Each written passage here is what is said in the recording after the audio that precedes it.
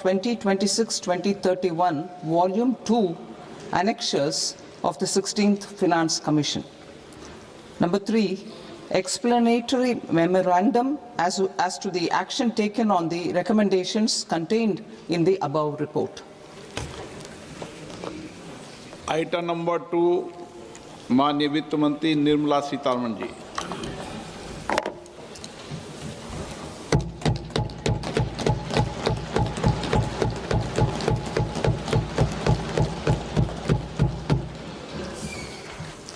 Honorable Speaker, sir, on the sacred occasion of Magh Purnima and the birth anniversary of Guru Ravidas, I present the budget for the year 2026-2027. Since we assumed office 12 years ago, India's economic trajectory has been marked by stability, fiscal discipline, sustained growth, and moderate inflation. This is the result of conscious choices we have made, even in times heightened uncertainty and disruption. Our government, led by Honorable Prime Minister Modi, has decisively and consistently chosen action over ambivalence, reform over rhetoric, and people over populism. We have pursued far-reaching structural reforms, fiscal prudence and monetary stability, whilst maintaining a strong thrust on public investment. Keeping Atmanirbharta as a lodestar, we have built domestic manufacturing capacity, energy security, and reduced critical import dependencies. Simultaneously, we have ensured that citizens benefit from every action of the government, undertaking reforms to support employment generation, agricultural productivity, household purchasing power, and universal services to people. These measures have delivered a high growth rate of around 7% and helped us make substantial strides in poverty reduction and improvement in the lives of our people. Today, we face an external environment in which trade and multilateralism are imperiled and access to resources and supply chains are disrupted. New technologies are transforming production systems while sharply increasing demands on water, energy, and critical minerals. India will continue to take confident steps towards Vikasit Bharat, balancing ambition with inclusion.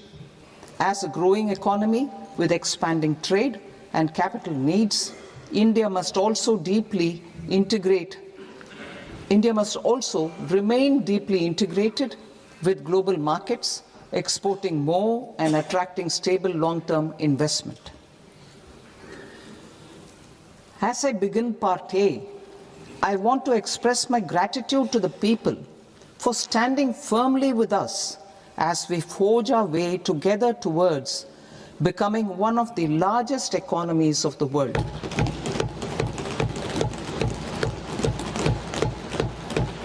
Our aim is to transform aspiration into achievement and potential into performance as we ensure that the dividends of growth reach every farmer, the scheduled caste, the scheduled tribes, the nomads, the youth, the poor, and the women.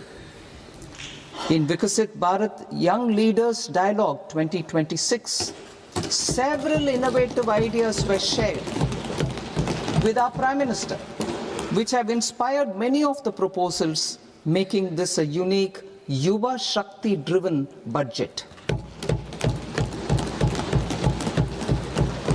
Our government's sankalp is to focus on our poor, underprivileged, and the disadvantaged. To deliver on this sankalp, and given that this is the first budget prepared in Kartavya Bhavan, we are inspired by three Kartavya.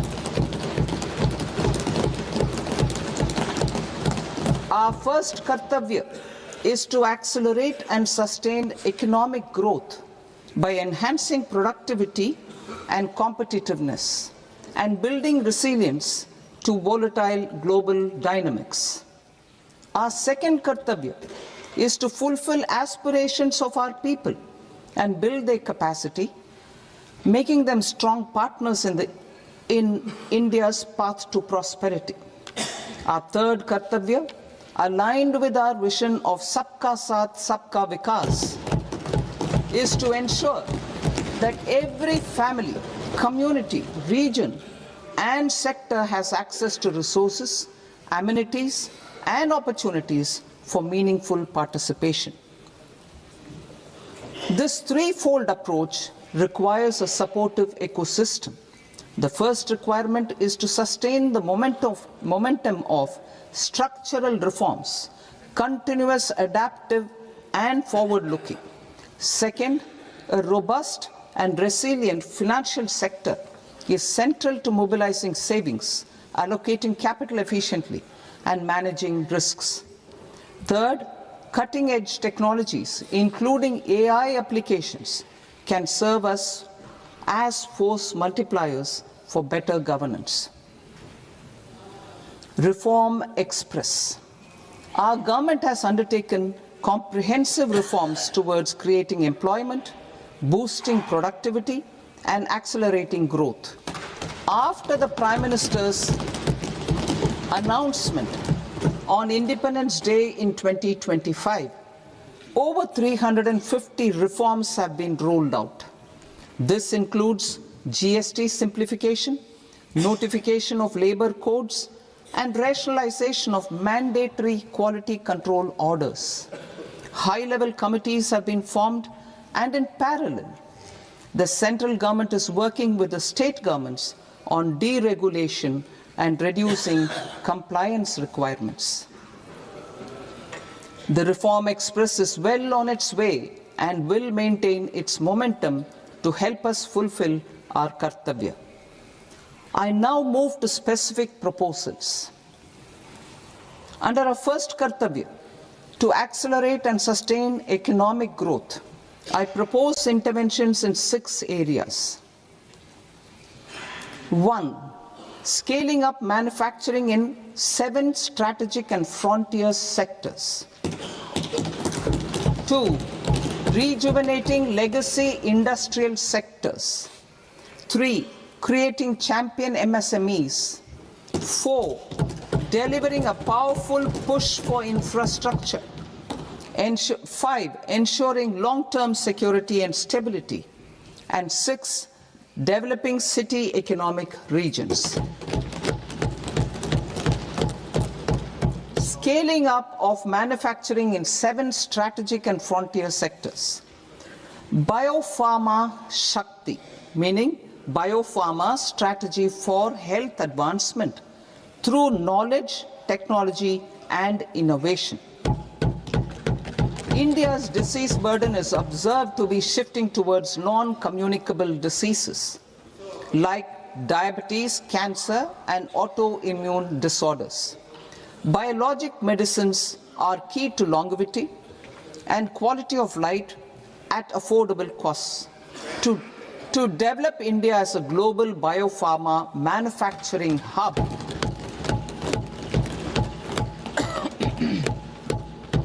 I propose the Biopharma Shakti with an outlay of 10,000 crores over the next 5 years.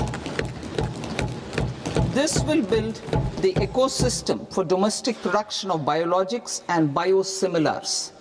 The strategy will include a biopharma-focused network with 3 new national institutes of pharmaceutical education and research, popularly known as NIPERs, and upgrading 7 existing ones. It will also create a network of 1,000 accredited India clinical trials sites. We propose to strengthen the Central Drug Standard Control Organization to meet global standards and approve timeframes through approval timeframes through a dedicated scientific review cadre and specialists. India's semiconductor mission 1.0 expanded India's semiconductor sector capabilities. Building on this, we will launch ISM 2.0 to produce equipment and materials, design full-stack Indian IP, and fortify supply chains. We will also focus on industry-led research and training centers to develop technology and skilled workforce. The Electronics Components Manufacturing Scheme, launched in April 2025 with an outlay of 22,919 crores, already has investment commitments at double the targets. We propose to increase the outlay to 40,000 crores to capitalize on this momentum.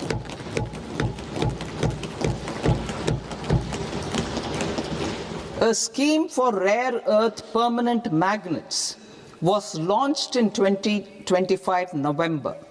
We now propose to support the mineral-rich states of Odisha, Kerala, Andhra Pradesh, and Tamil Nadu to establish dedicated rare earth corridors to promote mining, processing, research, and manufacturing.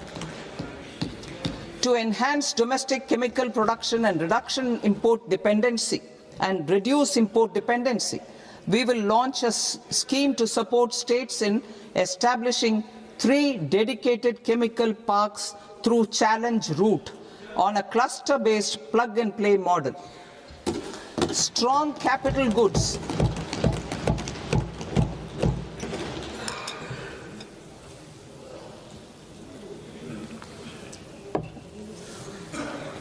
Strong capital goods capability is a determinant of productivity and quality across different sectors.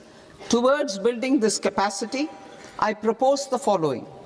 High-tech tool rooms will be established by central public sector enterprises at 2 locations as digitally enabled automated service bureaus that locally design, test, and manufacture high-precision components at scale and at lower cost.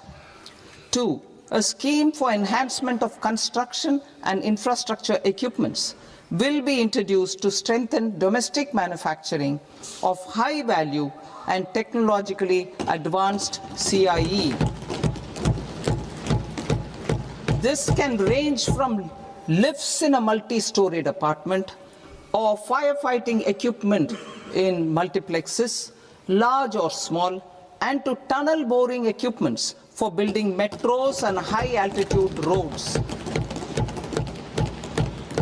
I also propose a scheme for container manufacturing to create a globally competitive container manufacturing ecosystem with a budgetary allocation of 10,000 crores over a 5-year period. For the labor-intensive textile sector, I propose an integrated program with 5 subparts. 1.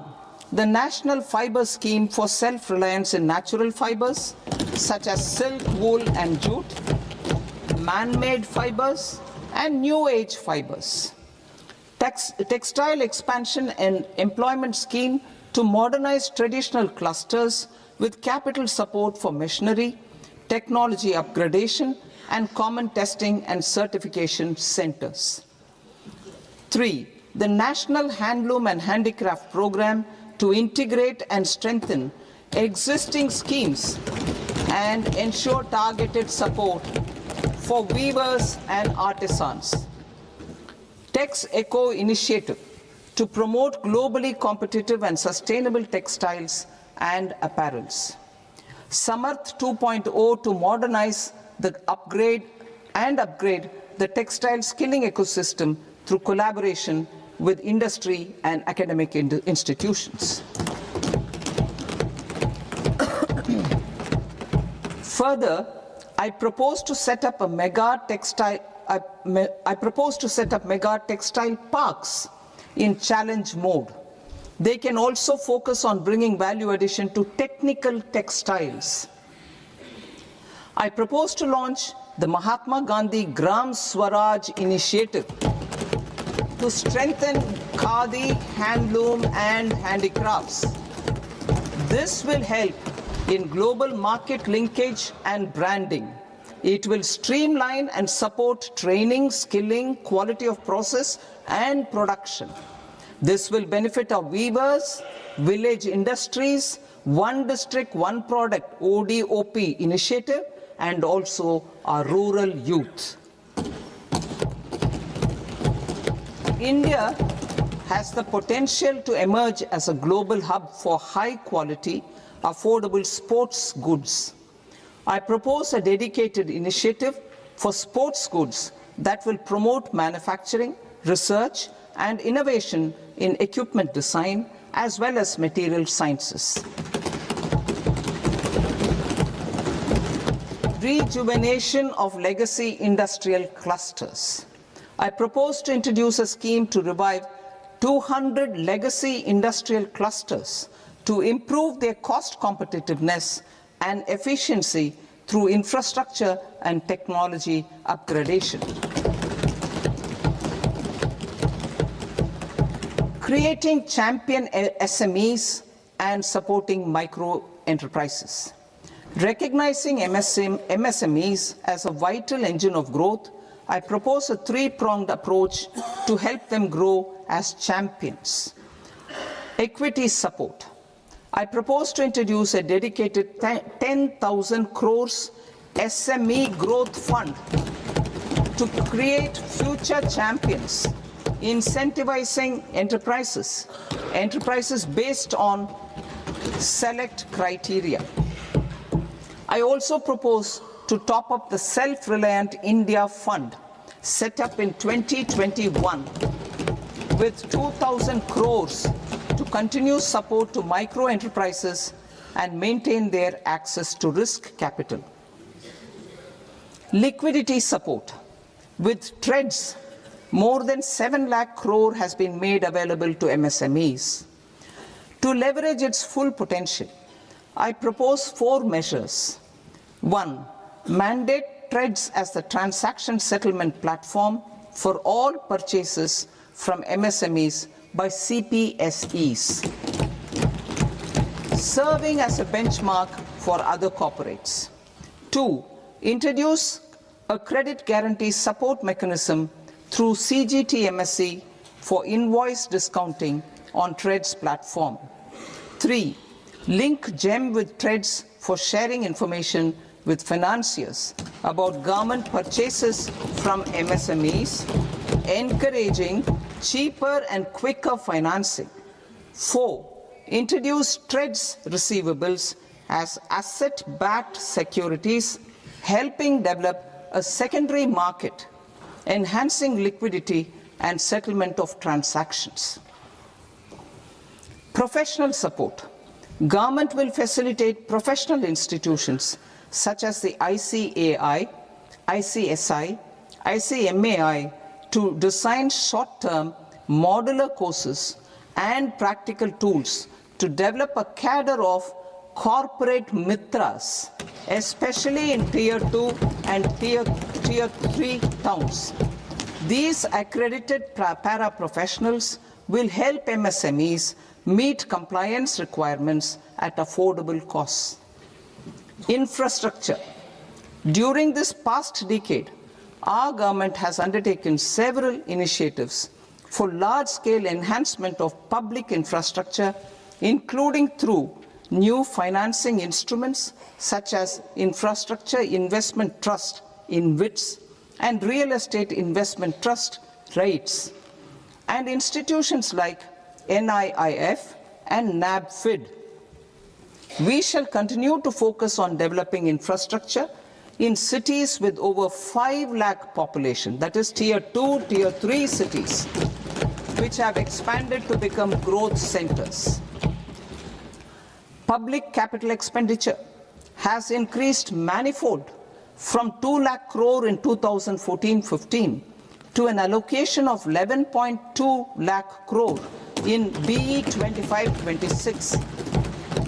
In this coming year, that is financial year 2026-27, I propose to increase it to 12.2 lakh crores to continue the momentum. To strengthen the confidence of private developers regarding risks during infrastructure development and construction phase, I propose to set up an infrastructure risk guarantee fund to provide prudentially calibrated partial credit guarantee to lenders. Over the years, RITES have emerged as a successful instrument for asset monetization. I propose to accelerate recycling of significant real estate assets of the CPSEs through the setting up of dedicated RITES.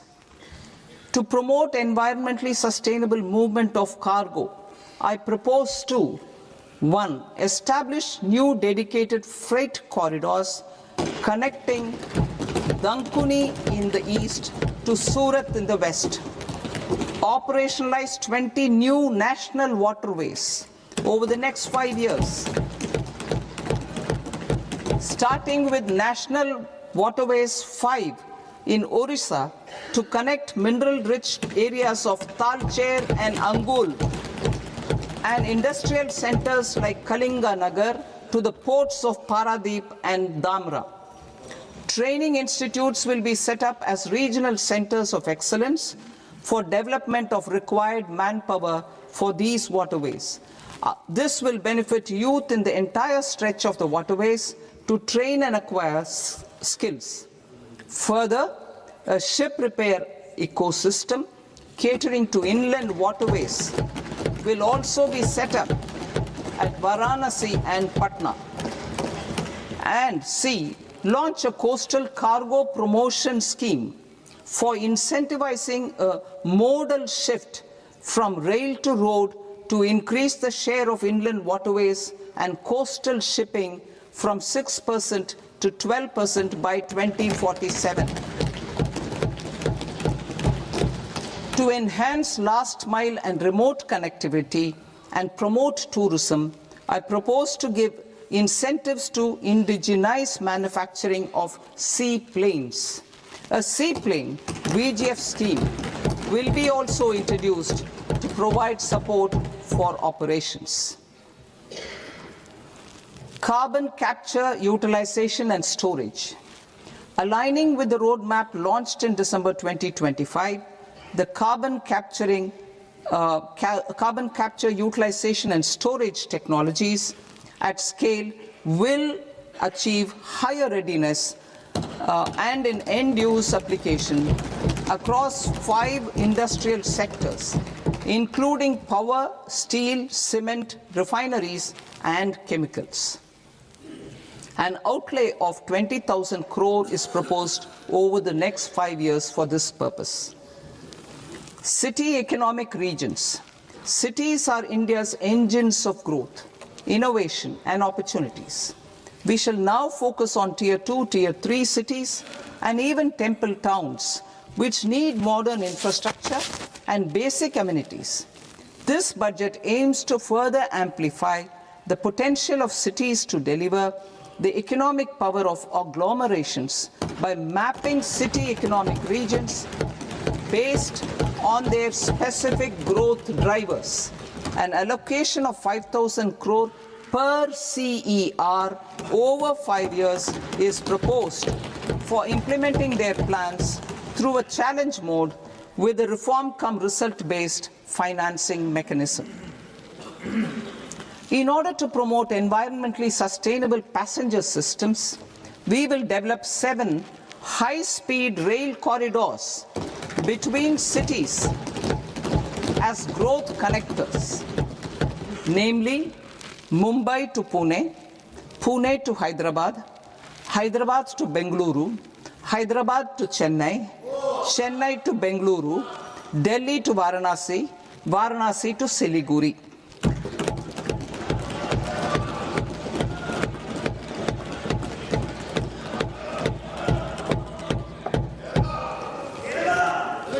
Financial sector. The Indian banking sector today is characterized by strong balance sheet, historic highs in profitability, improved asset quality, and coverage exceeding 98% of villages in the country. At this juncture, we are well placed to futuristically evaluate the measures needed to continue on the path of reform-led growth of this sector. I propose setting up a high-level committee on banking for Vikasit Bharat. High-level committee on banking for Vikasit Bharat to comprehensively review the sector and align it with India's next phase of growth, while safeguarding financial stability, inclusion, and consumer protection. The vision for NBFCs for Vikasit Bharat has been outlined with clear targets for credit disbursement and technology adoption in order to achieve scale and improve efficiency in the public sector NBFCs. As a first step, it is proposed to restructure the Power Finance Corporation and Rural Electrification Corporation. I propose a comprehensive review of the foreign exchange management non-debt instruments rules to create a more contemporary, user-friendly framework for foreign investments consistent with India's evolving economic priorities. Corporate bond market. I propose to introduce a market-making framework with suitable access to funds and derivatives on corporate bond indices. I also propose to introduce total return swaps on corporate bonds. Municipal bonds. To encourage the issuance of municipal bonds of higher value by larger cities, I propose an incentive of 100 crore rupees for a single bond issuance. 100 crore rupees for a single bond issuance of more than 1,000 crore. The current scheme under Amrit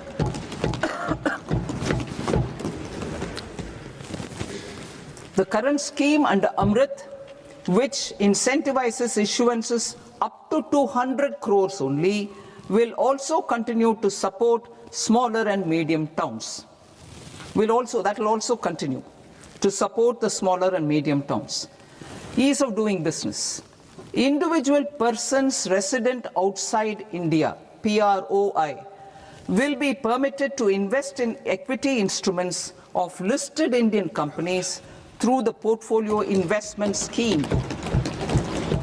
It is also proposed to increase the investment limit for an individual PROI under the scheme from 5% to 10%, with an overall investment limit for all individual PROIs to 24% from the current 10%.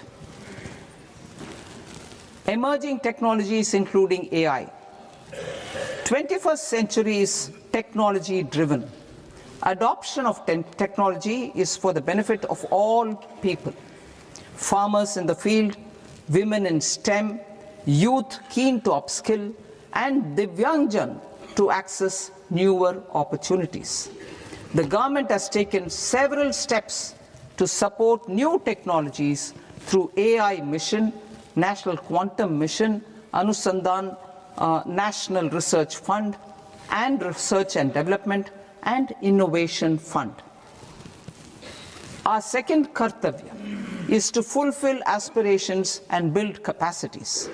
Close to 25 crore individuals have come out of multi-dimensional poverty through a decade of our government's sustained and reform-oriented efforts.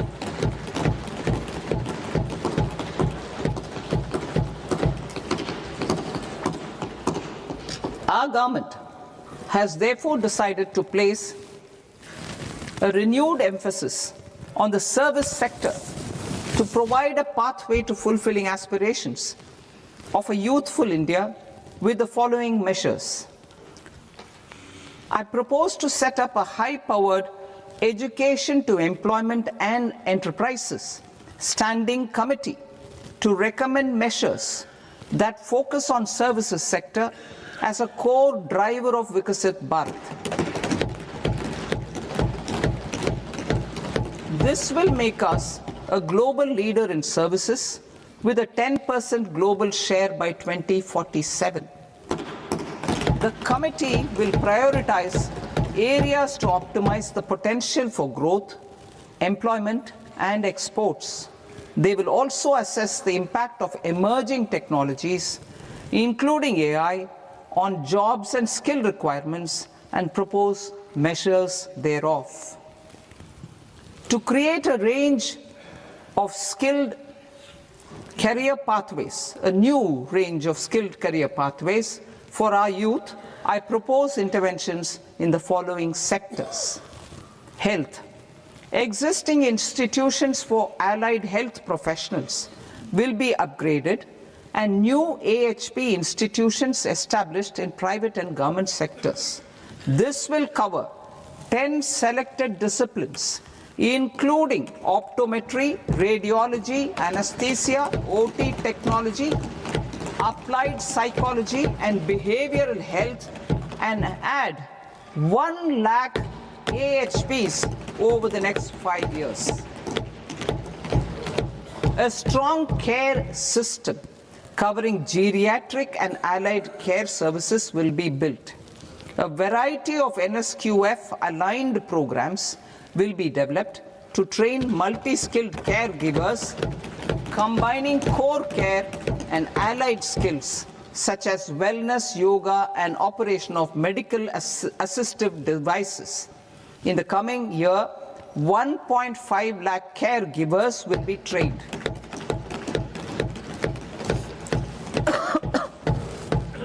Hubs for medical value tourism.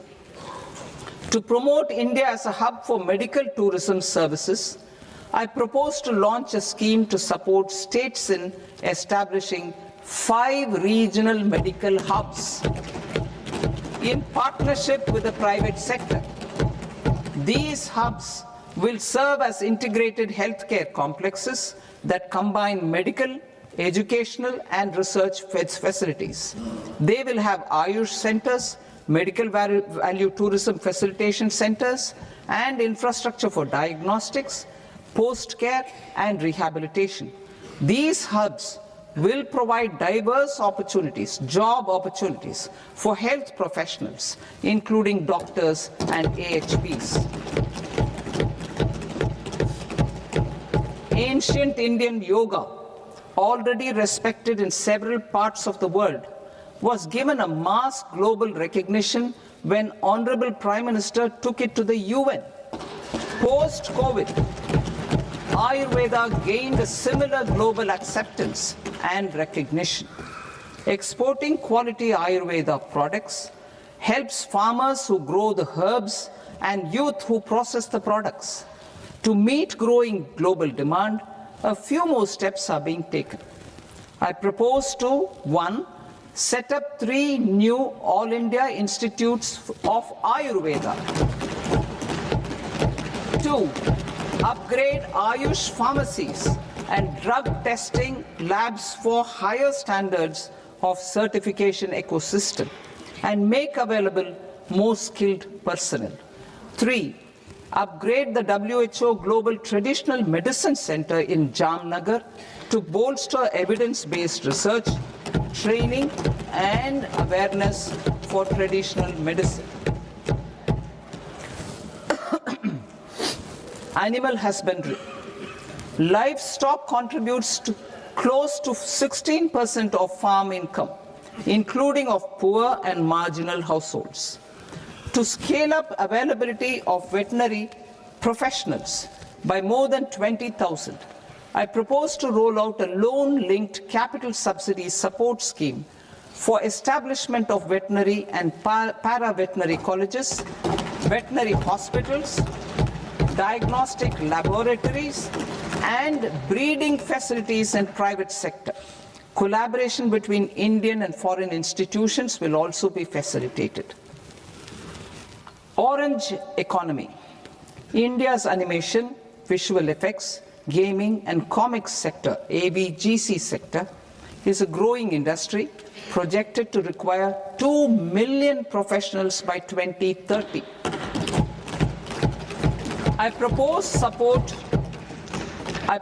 to support the Indian Institute of Creative Technologies, Mumbai, in setting up ABGC content creator labs in 15,000 secondary schools all over the country and 500 colleges.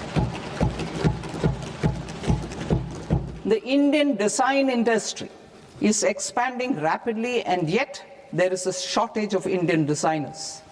I propose to establish, through Challenge Route, a new National Institute of Design to boost design education and development in the eastern region of India. Education. Our government will support states through Challenge Route in creating 5 university townships in the vicinity of major industrial and logistics corridors. These planned academic zones will host multiple universities, colleges, and research institutions, skill centers, and residential complexes. In higher education, STEM institutions, prolonged hours of study and laboratory work pose some challenges for girl students. Through VGF, Viability Gap Funding and capital support, one girls' hostel will be established in every district.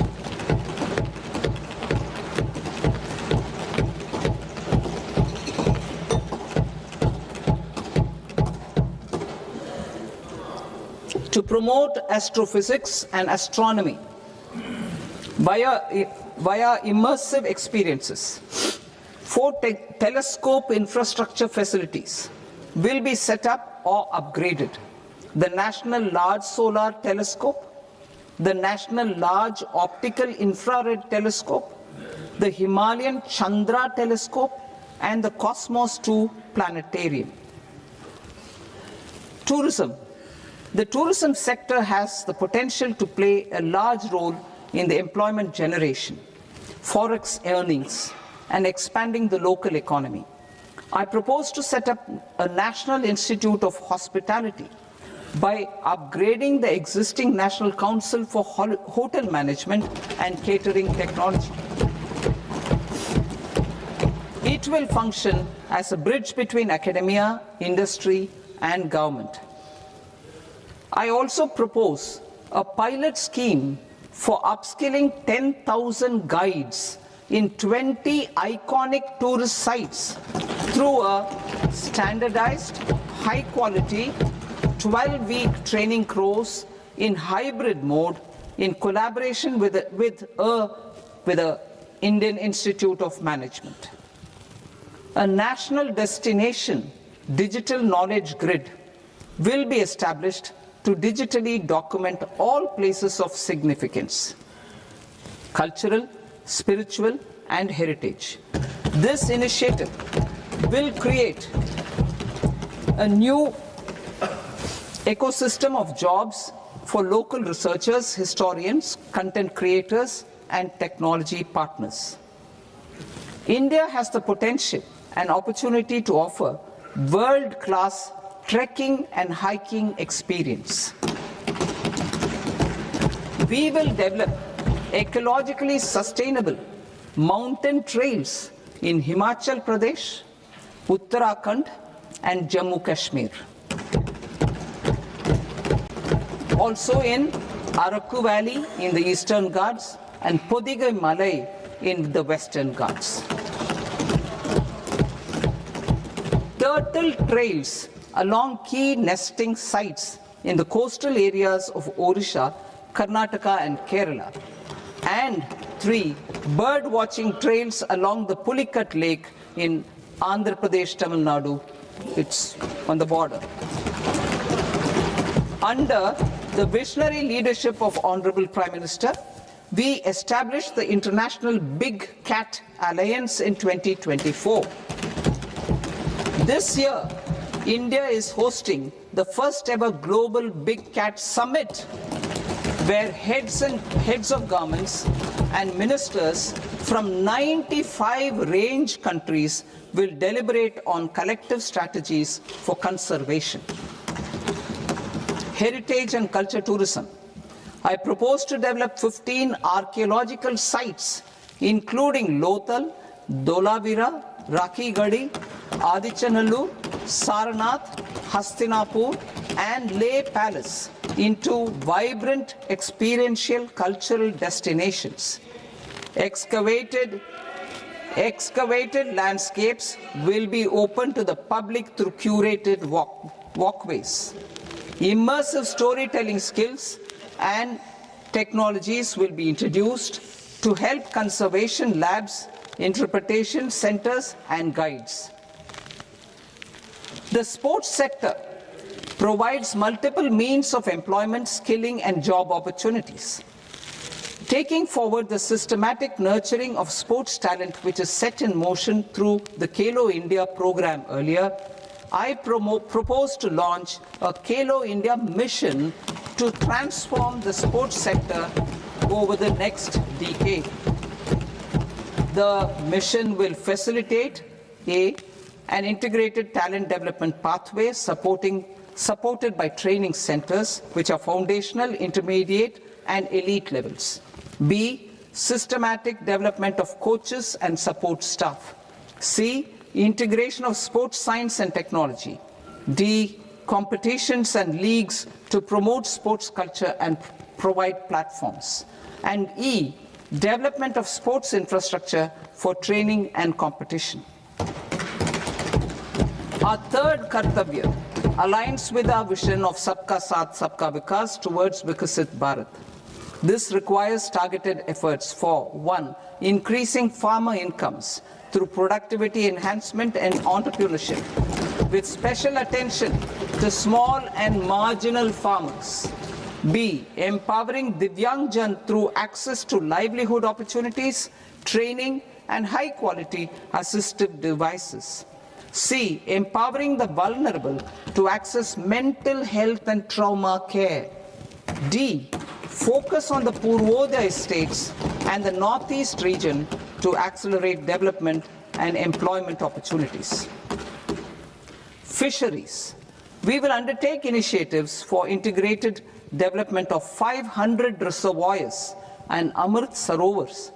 2. Strengthen the fisheries value chain in coastal areas and enable market linkages involving startups and women-led groups together with fish farmer producer organizations. Animal husbandry. To provide quality employment opportunities in rural and peri-urban areas, we will support the animal husbandry sector in entrepreneurship development through A. A credit-linked subsidy program, B. Scaling up and modernization of livestock enterprises, C. Enhanced creation of livestock, dairy, and poultry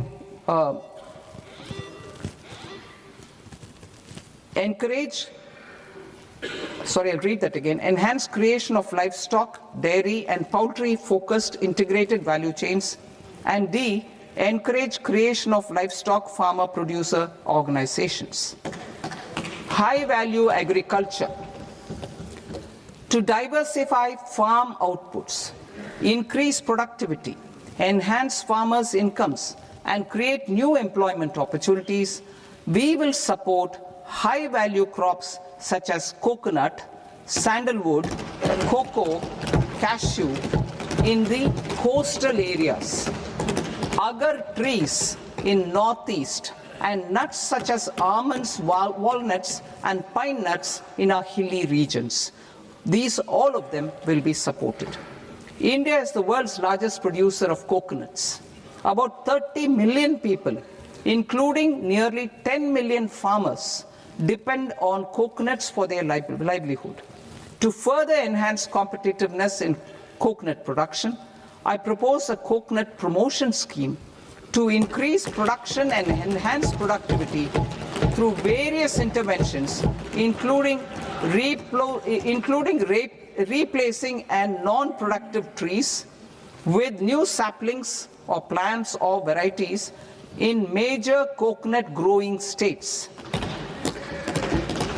A dedicated program is proposed for Indian cashew and cocoa to make India self-reliant in raw cashew and coconut production and processing, enhance export competitiveness, and transform Indian cashew and Indian cocoa into premium global brands by 2030. Sandalwood. Sandalwood is closely linked to India's social and cultural heritage. Our government will partner with state governments to promote focused cultivation and post-harvest processing to restore the glory of the Indian sandalwood ecosystem, to rejuvenate old, low-yielding orchards, and expand high-density cultivation of walnuts, almonds, and pine nuts. We will support a dedicated program to enhance farmer incomes and in bringing value addition by engaging youth. Bharat Vistar, that is virtually integrated system to access agricultural resources. I propose to launch Bharat Vistar, a multilingual AI tool that shall integrate the AgriStack portals and the ICAR package on agricultural practices with AI systems. This will enhance farm productivity, enable better decisions for farmers, and reduce risk by providing customized advisory support. She Marts for rural women-led enterprises. Building on the success of Lakpati Didi program, I propose to help women take the next step from credit-linked livelihoods to being owners of enterprises. Self-help entrepreneur, She Marts will be set up as community-owned retail outlets within the cluster-level federations through enhanced and innovative financing instruments. Empowering Divyangjan. Divyangjan Kaushal Yojana. Information technology, AVGC sectors, hospitality and food and beverages sectors often offer task-oriented and process-driven roles which are suitable for Divyangjan. We will ensure dignified livelihood opportunities through industry-relevant and customized training specific to each Divyangjan group. Divyang Sahara Yojana. Timely access to high-quality assistive devices for all eligible Divyangjan is a fundamental need. I propose to 1. Support the Artificial Limbs Manufacturing Corporation of India, ALIMCO, to set up and to scale up production of assistive devices, invest in R&D and AI integration, strengthen PM Divyasha Kendras, and support setting up of assistive technology marts as modern retail style centers where Divyangjan and senior citizens can see, try and purchase assistive products. Reaffirming our commitment to mental health and trauma care. There are no national institutes for mental health care in North India. We will therefore set up a NIMHANS 2 and also upgrade national mental health institutes in Ranchi and in Tezpur as regional apex institutions. Emergencies expose families, particularly the poor and vulnerable, to unexpected expenditure. We will strengthen and increase these capacities by 50% in district hospitals by establishing emergency and trauma care centers. Focus on Purvodaya states and northeastern regions. Purvodaya. I propose the development of an integrated East Coast industrial corridor with a well-connected node at Durgapur, creation of 5 tourism destinations in 5 Purvodaya states, and the provision of 4,000 e-buses. Buddhist sites in northeastern region. The northeastern region is a civilizational confluence of Theravada and Mahayana or Vajrayana traditions. I propose to launch a scheme for development of Buddhist circuits in Arunachal Pradesh, Sikkim, Assam, Manipur, Mizoram, and Tripura. The scheme will cover preservation of temples and monasteries, pilgrimage interpretation centers, connectivity, and pilgrim amenities. 16th Finance Commission. On 17th November 2025, the 16th Finance Commission submitted its report to the President. As mandated under Article 281 of the Constitution, the government is to lay the report along with the explanatory memorandum on the action taken report on the recommendations of the Commission in Parliament, which, Sir, Honourable Speaker, you've allowed me to do at the commencement of the session. The government has accepted the recommendation of the Commission to retain the vertical share of devolution at 41%. As recommended by the Commission, I have provided 1.4 lakh crores of rupees to the states for the year 2026-2027 as Finance Commission grants. These include rural and urban local body and disaster management grants. Fiscal consolidation. Government has been delivering on our fiscal commitments consistently without compromising on social needs. To strive towards accepted standards of fiscal management in Budget 25-26, I had indicated that the central government would target reaching a debt to GDP ratio of 50 plus or minus 1% by 2030-31. In line with this, the debt to GDP ratio is estimated to be 55.6% of GDP in BE 26-27. compared to 56.1% of GDP in RE 25-26. A declining debt to GDP ratio will gradually free up resources for priority sector lending and expenditure by reducing the outgo on interest payments. One of the main operational instruments for debt targeting is the fiscal deficit. I am happy to inform this august House that I fulfilled my commitment made in 2021-2022 to reduce fiscal deficit below 4.5% of GDP by 25-26. In RE 25-26, the fiscal deficit has been estimated at par with BE of 2025-26 at 4.4% of GDP. In line with the new fiscal prudence path of debt consolidation, the fiscal deficit in BE 26-27 is estimated to be 4.3% of the GDP.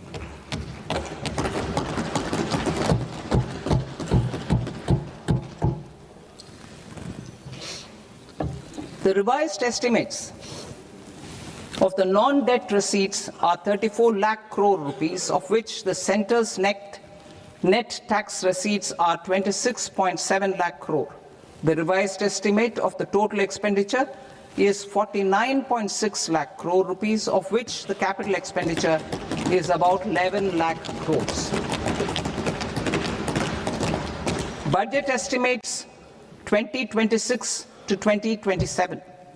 Coming to 26-27, the non-debt receipts and the total expenditure are estimated as 36.5 lakh crore and 53.5 lakh crore respectively. The centre's net tax receipts are estimated at 28.7 lakh crore rupees.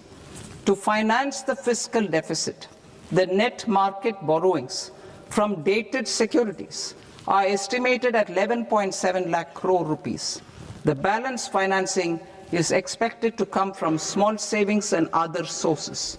The gross market borrowings are estimated at 17.2 lakh crore rupees. I'll now move to Part B.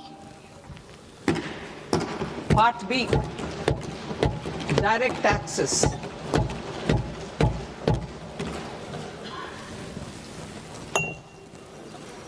Honorable Speaker, sir, I now present my proposals on direct taxes. New Income Tax Act.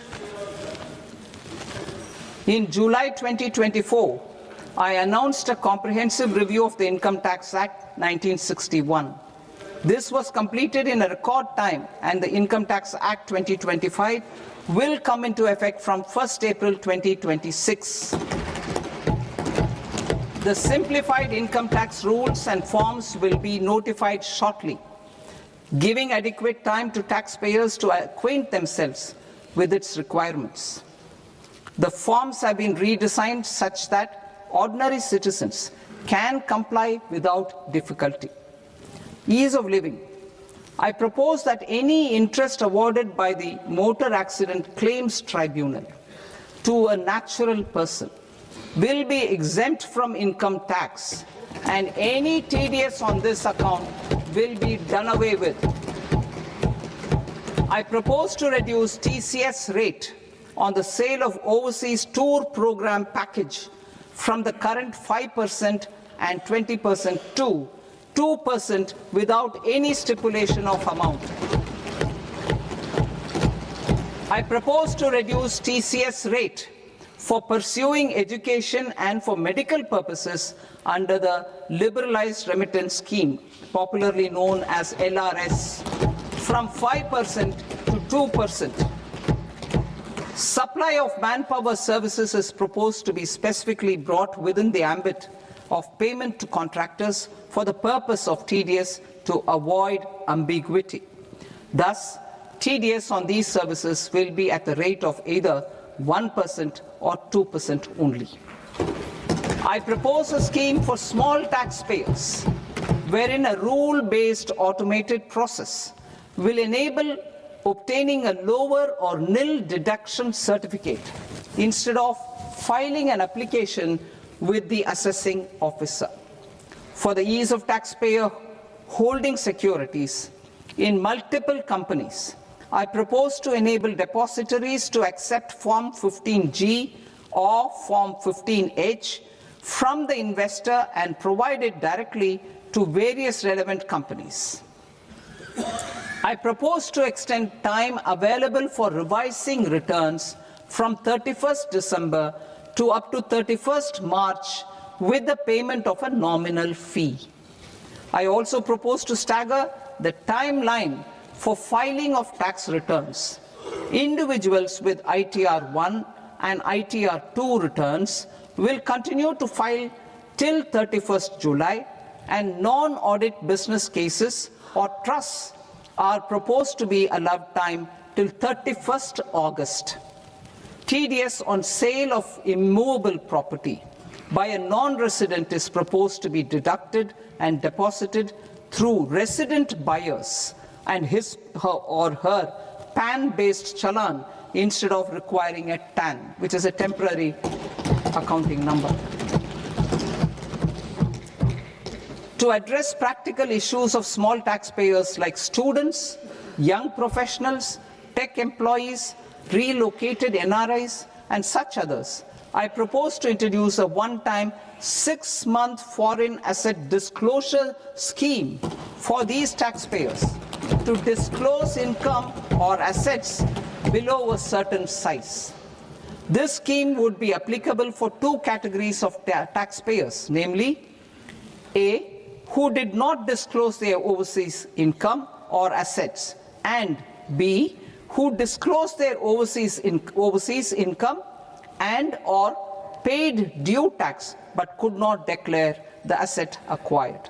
For category A, the limit of undisclosed income or asset is proposed to be up to 1 crore rupees. They need to pay 30% of fair market value of asset or 30% of undisclosed income as tax and 30% as additional income tax in lieu of penalty, and would thereby get immunity from prosecution. For category B, asset value is proposed to be up to 5 crore rupees.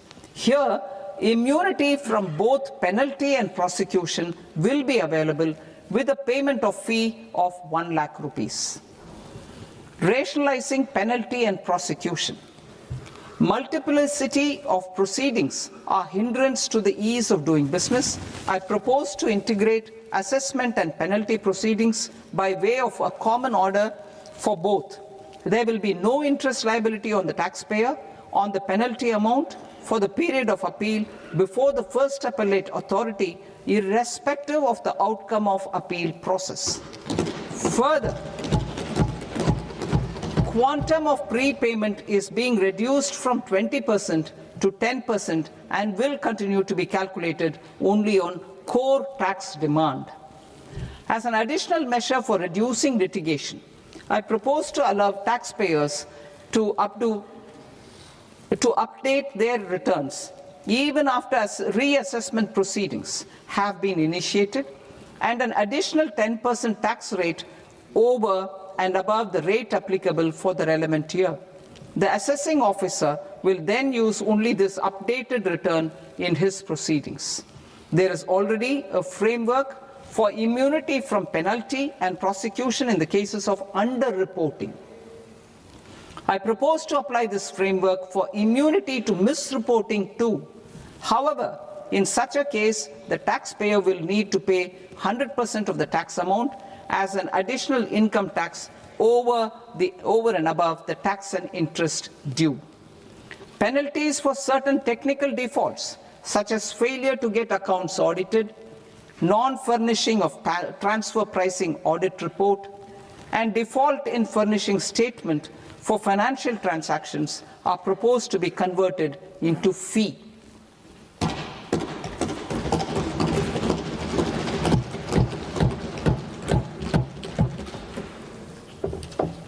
I propose to rationalize prosecution framework under Income Tax Act while maintaining a careful balance for deterrence in some serious offence. Non-production of books of account and documents and requirement of TDS payment where payment is made in kind are being decriminalized. Further, minor offences will attract fine only. The remaining prosecutions will be graded commensurate with the quantum of offence. They will entail only simple imprisonment with maximum imprisonment reduced to 2 years and power to courts to convert even those into fines. There is no penalty. There is no penalty presently for non-disclosure of non-immovable foreign assets with aggregate value less than 20 lakh rupees. I propose to also provide them with immunity from prosecution with retrospective effect from 1/10/2024.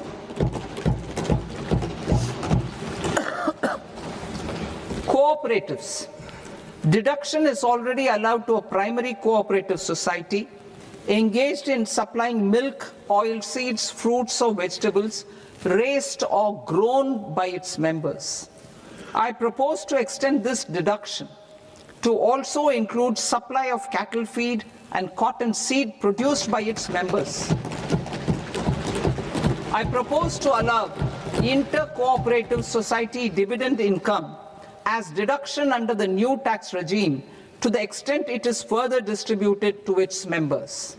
I further propose to allow exemption for a period of 3 years to dividend income received by a notified national cooperative federation on their investments made in companies up to 31/1/2026. This exemption would be allowed only for dividends further distributed to its member cooperatives. Supporting IT sector as India's growth engine. India is a global leader in software development services, IT-enabled services, knowledge process outsourcing services, and contract R&D services relating to software development. These businesses and their segments are quite interconnected with each other. All these services are proposed to be clubbed under a single category of information technology services with a common safe harbor margin of 15.5% applicable to all. The threshold for availing safe harbor for IT services is being enhanced substantially from 300 crore rupees to 2,000 crore rupees. Safe harbor for IT services shall be approved by an automated rule-driven process without any need for tax officer to examine and accept the application. Once applied by an IT services company, the same safe harbor can be continued for a period of 5 years at a stretch at its choice. For IT services companies who want to conclude advanced pricing agreement, APA, I propose to fast-track unilateral APA process for IT services and endeavor to conclude it within a period of 2 years. The period of 2 years can be extended by a further period of 6 months on taxpayers' request. I propose to extend the facility of modified returns available to the entity entering APA to its associated entities also. Attracting global business and investment. Recognizing the need to enable critical infrastructure and boost investment in data centers, I propose to provide tax holiday till 2047 to any foreign company that provides cloud services to customers globally by using data center services from India.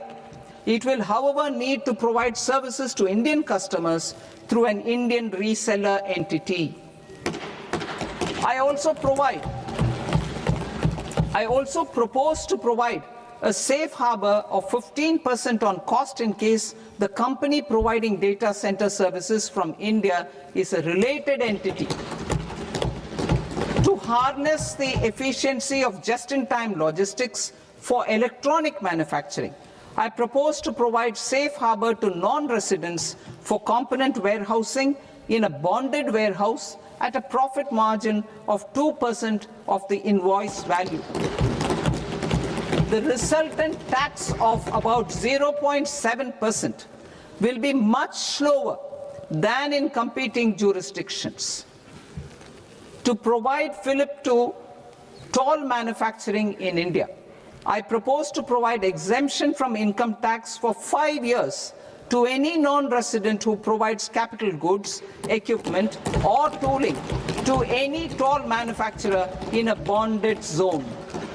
To encourage vast pool of global talent to work in India for a longer period of time, I propose to provide exemption to global, non-India sourced income of a non-resident expert for a stay period of 5 years under notified schemes. I propose to provide exemption from minimum alternate tax, the MAT, to all non-residents who pay tax on presumptive basis. Tax administration.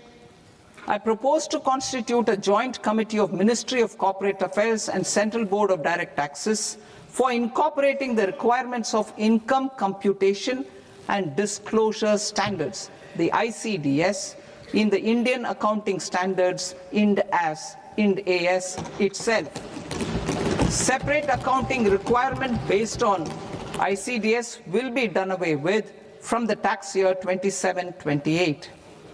To support Prime Minister Modi's vision of homegrown accounting and advisory firms to become global leaders, I propose to rationalize the definition of accountant for the purposes of safe harbor rules. Other tax proposals. Change in taxation of buyback was brought in to address the improper use of buyback route by promoters. In the interest of minority shareholders, I propose to tax buyback for all types of shareholders as capital gains. However, to disincentivize misuse of tax arbitrage, promoters will pay an additional buyback tax. This will make effective tax 22% for corporate promoters. For non-corporate promoters, the effective tax will be 30%. TCS rate for sellers of specific goods, namely alcoholic liquor, scrap, and minerals, will be rationalized to 2%, and that on tendu leaves will be reduced from 5% to 2%. I propose to raise the STT on futures to 0.05% from the present 0.02%. STT on options premium and exercise of options are both proposed to be raised to 0.15% from the present rate of 0.1% and 0.125% respectively. We reformed the taxation landscape for corporates in 2019 by providing them a simplified regime with lower tax rate so that they could productively focus on business rather than on claim of deductions and exemptions. To encourage companies to shift to the new regime, set-off of brought forward MAT credit, minimum alternate tax credit, is proposed to be allowed to companies only in the new regime. Set-off using available MAT credit is proposed to be allowed to an extent of 1/4 of the tax liability in the new regime. MAT is proposed to be made final tax, so there will be no further credit accumulation from 1st April 2026. In line with this change, the rate of final tax is being reduced to 14% from the current MAT rate of 15%. The brought forward MAT credit of taxpayers accumulated till 30th March 2026 will continue to be available to them for set-off as above. Indirect taxes. I shall now take up proposals related to indirect taxes. My proposals for customs and central excise aim to further simplify the tariff structure, support domestic manufacturing, promote export competitiveness, and correct inversion in duty. To continue weeding out long continuing customs duty exemptions, I propose to remove certain exemptions on items which are being manufactured in India or where the imports are negligible. Similarly, to further simplify the process of ascertaining the rate of duty applicable on a particular item, I propose to incorporate certain effective rates in various customs notifications to the tariff schedule itself. I shall now take up sector-specific proposals. Promotion of exports of marine, leather, and textile products. I propose to increase the limit for duty-free imports of specified inputs used for processing seafoods for export from the current 1% to 3% of FOB value of the previous year's export turnover.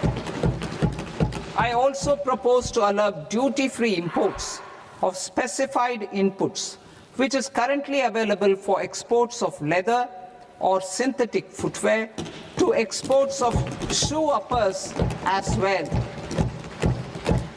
I propose to extend the time period for export of final product from the existing 6 months to 1 year for exporters of leather or textile garments, leather or synthetic footwear, and other leather products.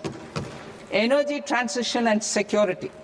I propose to extend the basic customs duty exemption given to capital goods used for manufacturing lithium-ion cells for batteries to those used for manufacturing lithium-ion cells for battery energy storage systems also.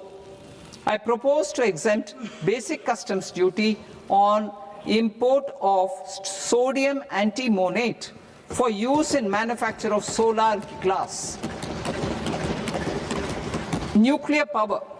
I propose to extend the existing basic customs duty exemption on imports of goods required for nuclear power projects till the year 2035 and expanded for all nuclear plants irrespective of their capacity. Critical minerals. It is proposed to provide basic customs duty exemption to the import of capital goods required for the processing of critical minerals in India. Biogas blended CNG. I propose to exclude the entire value of biogas while calculating the central excise duty payable on biogas blended CNG. Civil and defense aviation. I propose to exempt basic customs duty on components and parts required for the manufacture of civilian training and other aircrafts.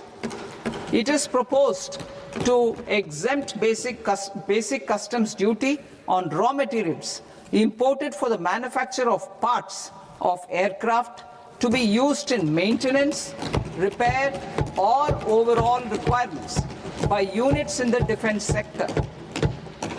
Electronics. To deepen value addition in the consumer electronics sector, I propose to exempt basic customs duty on specified parts used in the manufacture of microwave ovens. Special economic zone.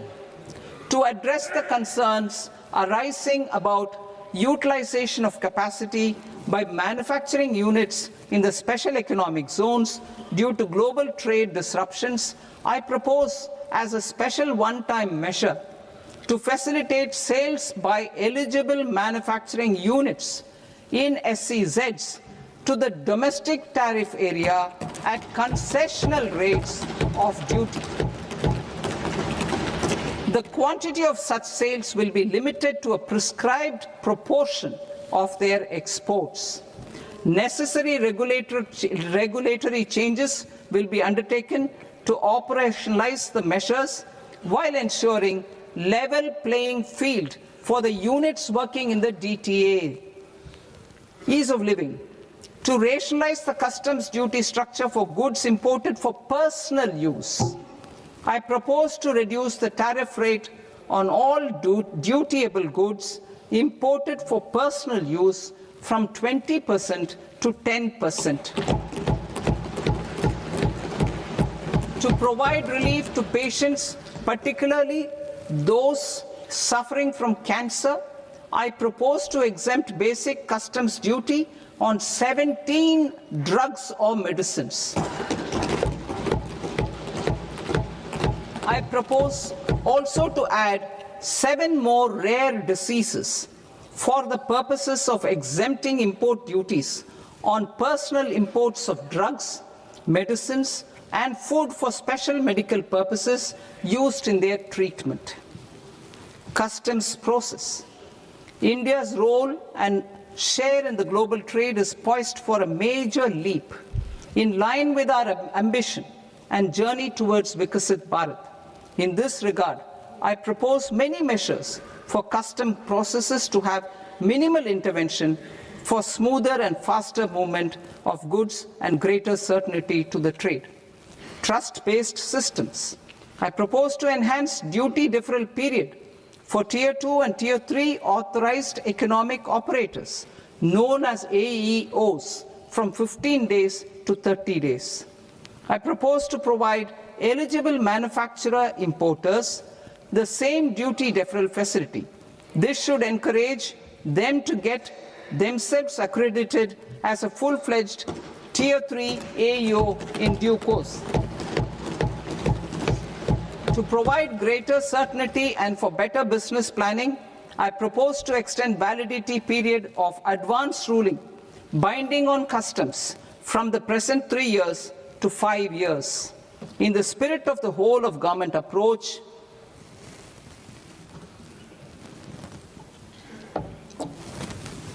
government agencies will be encouraged to leverage AEO accreditation for preferential treatment in clearing their cargo. Regular importers with trusted, long-standing supply chains will be recognized in the risk system so that the need for verification of their cargo every time can be minimized. Export cargo using electronic sealing. Export cargo using electronic sealing will be provided through clearance from the factory premises to the ship. For import of goods not needing any compliance, filing of bill of entry by a trusted importer and arrival of goods will automatically notify customs for completing their clearance formalities. This will enable goods to be released immediately on arrival. The customs warehouse framework will be transformed into a warehouse operator-centric system with a self-declarations, electronic tracking, and risk-based audit. These reforms will move away from the current system of officer-dependent approvals and reduce transaction delays and compliance costs. Ease of doing business. Approvals required for cargo clearance from various government agencies will be seamlessly processed through a single and interconnected digital window by the end of the financial year. Processes involved in clearance of food, drugs, plant, and animal and wildlife products, accounting for about 70% of interdicted cargo, will be operationalized on this system by April 2026 itself. For goods not having any compliance requirement, clearance will be done by customs immediately after online registration is completed by the importer, subject to the payment of duty.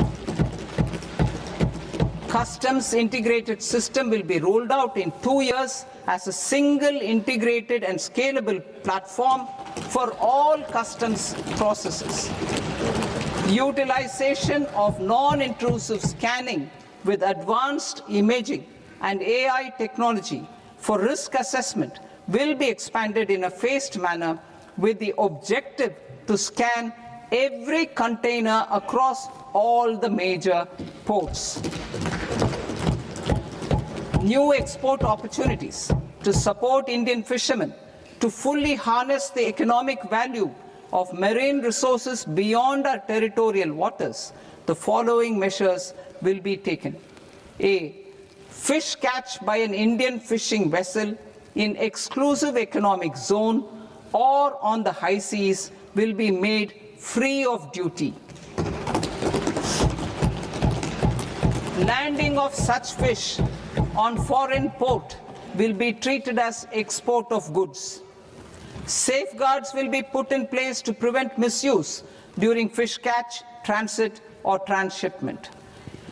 To support aspirations of India's small businesses, artisans, and startups to access global markets through e-commerce, I am pleased to announce complete removal of the current value cap of 10 lakh rupees per consignment on courier exports. In addition, handling of rejected and returned consignments will be improved with effective use of technology for identifying such consignments. I propose to revise provisions governing baggage clearance during international travel to address genuine concerns of passengers. The revised rules will enhance duty-free allowances in line with the present-day travel realities and provide clarity in temporary carriage of goods brought in or taken out. There are honest taxpayers who are willing to settle disputes by paying all their dues, but they get deterred due to negative connotation associated with penalty. They will now be able to close cases by paying an additional amount in lieu of penalty. Honorable Speaker, sir, with this, I commend the budget to this august House. Jai Hind.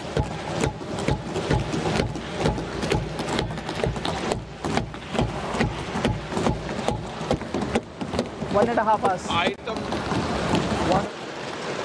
Item number 3, माननीय वित्त मंत्री जी.